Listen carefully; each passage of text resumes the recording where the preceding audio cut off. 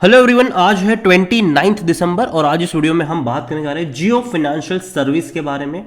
देखिए 233 रुपए का शेयर है।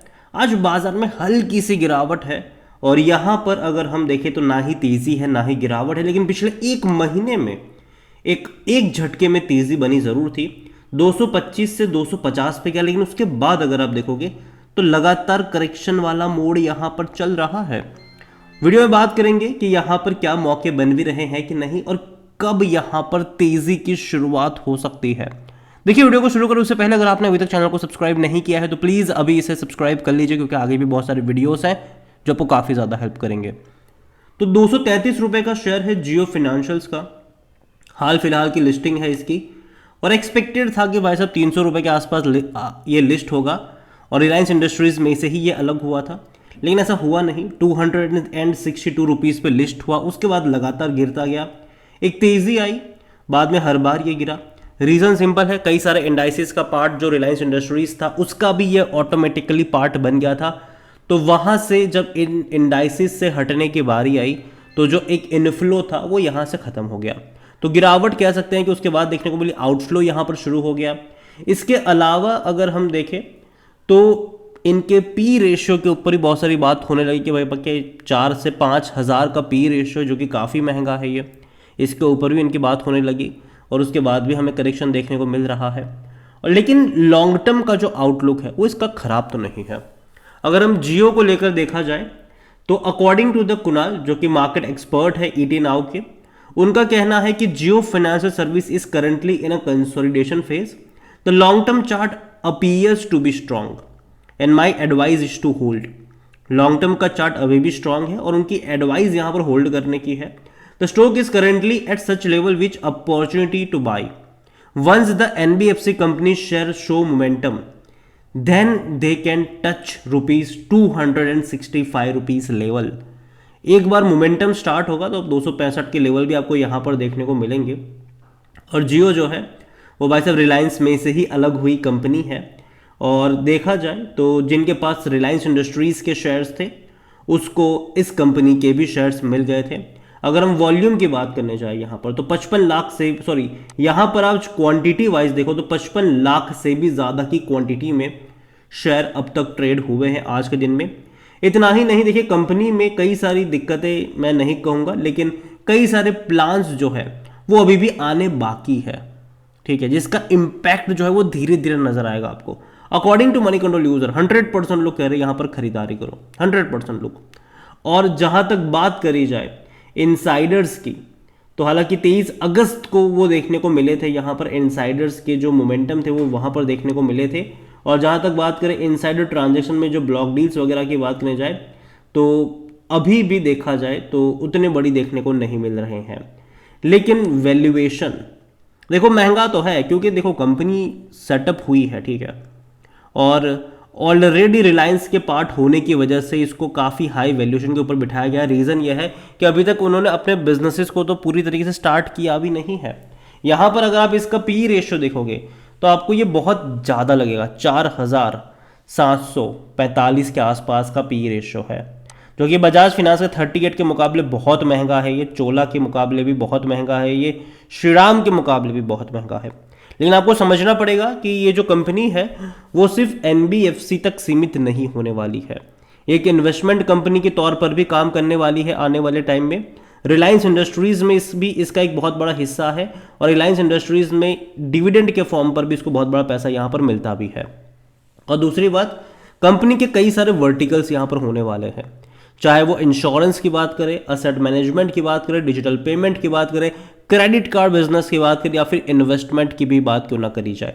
जहां तक इनके शेयर होल्डिंग में देखें तो प्रमोटर के पास 46.77% की होल्डिंग है, लेकिन प्रमोटर ने खरीदारी भी करी है अभी दिसंबर क्वार्टर में।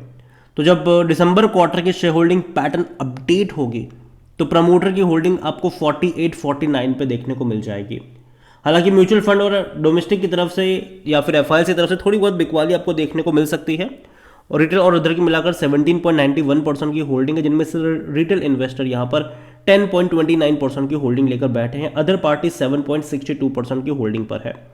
देखिए जियो की मैं जहाँ तक बात करूँ, जियो फाइनेंशियल्स की, तो कंपनी खराब नहीं है, लेकिन जाहिर सी बात है एक प्रॉफिट टेकिंग हमेशा यहाँ पर आएगी और एक प्रेशर जो है, जो आउटफ्लो है, वो यहाँ पर अभी भी चल रहा है और चलता रहेगा।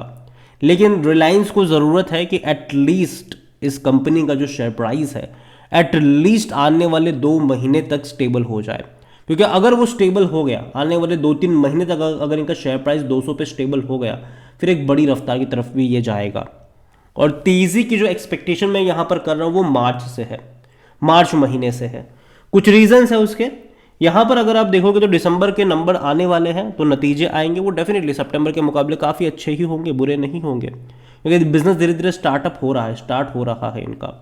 और अभी भी आपको जियो फाइनेंशियल की जो इतनी सारी सर्विसेज कह लो, जो ये लोग शुरू करने वाले, अभी शुरू नहीं करिए, शुरू करने वाले हैं, चाहे इंश्योरेंस की बात करी जाए, डिजिटल पेमेंट की बात करें, क्रेडिट कार्ड बिजनेस की बात करें जो कैशबैक के साथ स्टार्ट कर रहे हैं, या फिर असेट मैनेजमेंट की बात करें, आपको अभी भी इनके मार्केटिंग कैंपेन्स नज़र नहीं आ रहे हैं, इनकी ब्रांडिंग प्रमोशन नज़र नहीं आ रही, जबकि हम सब जानते हैं कि भैया रिलायंस जो है वो मार्केटिंग करने में कितना माहिर है, हम जानते हैं ये। और रिलायंस जो है वो इसके लिए भी प्लानिंग करके बैठा हुआ है, इसके लिए बड़ी प्लानिंग करके बैठा है। देखिए, कोई भी बड़ी प्रोडक्ट को लॉन्च करने के लिए एक बड़े इवेंट का होना ज़रूरी है, और बड़ा इवेंट जो है वो आईपीएल है, और जियो सिनेमा के पास आईपीएल को ब्रॉडकास्ट करने के राइट्स भी है। तो जब आईपीएल चल रहा होगा, याद रखिएगा, जियो जो है, जियो फाइनेंशियल सर्विसेज की जो सर्विसेज, चाहे वो इनके क्रेडिट कार्ड की हो, इंश्योरेंस की हो, चाहे वो इनके असेट मैनेजमेंट की हो, चाहे वो इनके डिजिटल पेमेंट्स की सर्विसेज हो, उसके बड़े बड़े मार्केटिंग कैंपेन्स जो है, एडवर्टीजमेंट जो है, वो आपको आईपीएल के दौरान रन होती नजर आ जाएगी। और बड़ी तेज़ी से काम चलता अभी चल भी रहा होगा उसके लिए, ठीक है। बड़ी तेज़ी से सारी चीज़ों को टेस्ट करने का, प्रोडक्ट करने का सारा काम चल रहा होगा। एक अपडेट ये भी है कि जो डिजिटल पेमेंट के जो इनके साउंड बॉक्स है, जैसे कि पेटीएम और फ़ोनपे में हम देखते हैं, वो इन्होंने टेस्ट भी कर लिए हैं और बहुत जल्दी उसको डिप्लॉय भी करा जाएगा रिलायंस के ही स्टोर्स पर शुरुआती दौर में, चाहे वो आजियो के स्टोर्स हो, रिलायंस रिटेल के स्टोर्स हो, या फिर जियो के स्टोर्स हो, ठीक है, वहाँ पर इन सबको सबसे पहले डिप्लॉय करा जाएगा। इंश्योरेंस की जहाँ तक बात करें, रिलायंस जियो सबसे एक काफ़ी बड़ी ऐप है, ठीक है, वहाँ पर भी इसको डिप्लॉय करने के प्लान हो सकते हैं फ्यूचर में। तो बहुत सारी चीज़ है। डिजिटल पेमेंट के लिए इनका क्रेडिट कार्ड की बात करें तो इनके खुद के स्टोर्स में भी इसकी भैया बिक्री वगैरह आपको देखने को भी मिल सकती है। तो शुरुआती दौर में अगर ये एक बार अपना प्रोडक्ट शुरू कर देंगे तो फिर वह लगातार डेफिनेटली, इनके पास यूज़र है, ठीक है, इनके पास लोग हैं, इनके पास डेटा है, इनके लिए चीज़ें आसान होगी फ्यूचर में। लेकिन मुझे लगता है कि एटलीस्ट आने वाले 2 महीने के लिए ये कहाँ पे जाके अटकेगा ये कहना मुश्किल है, लेकिन 200 रुपये का एक स्ट्रॉन्ग सपोर्ट यहाँ पर नज़र ज़रूर आता है। जब भी उस रेंज में जाएगा, 200 की रेंज में जब भी जाएगा, रिलायंस खरीदारी करना शुरू कर लेगा, अपने शेयर्स खुद ही खरीदेगा, क्योंकि अब लिस्टिंग से लेकर अब तक रिलायंस जो है वो 8 करोड़ से भी ज़्यादा के शेयर्स खरीद चुका है जियो फाइनेंशियल्स में, 8 करोड़ से भी ज़्यादा। और उनको अपने प्राइस को इसी लेवल पे टिकाए रखना है, तो गिरेगा तो धीरे धीरे ऐड करते चलेंगे। और अगेन मैं पहले भी बोल चुका हूँ, मैं अब भी कहूँगा कि अगर आप खरीदारी तभी करो जब आपका नज़रिया एटलीस्ट 2-3 महीने का हो, सॉरी 2-3 साल का हो। 2-3 महीने का है तो मत आना यहाँ पर, क्योंकि टाइम लगेगा, टाइम लगेगा। देखो बिजनेस ये लोग धीरे धीरे सेटअप कर रहे हैं, इनके मार्केटिंग कैंपेन स्टार्ट होने में ही कम से कम 4 महीनों का टाइम निकल जाने वाला है, ठीक है, 4-5 महीने।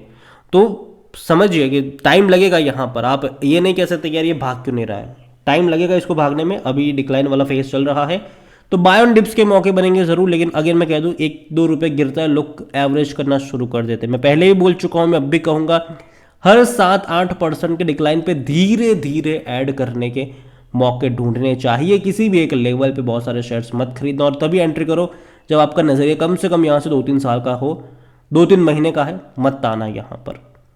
तो देखते हैं कि जियो फाइनेंशियल सर्विस कहाँ तक जाता है।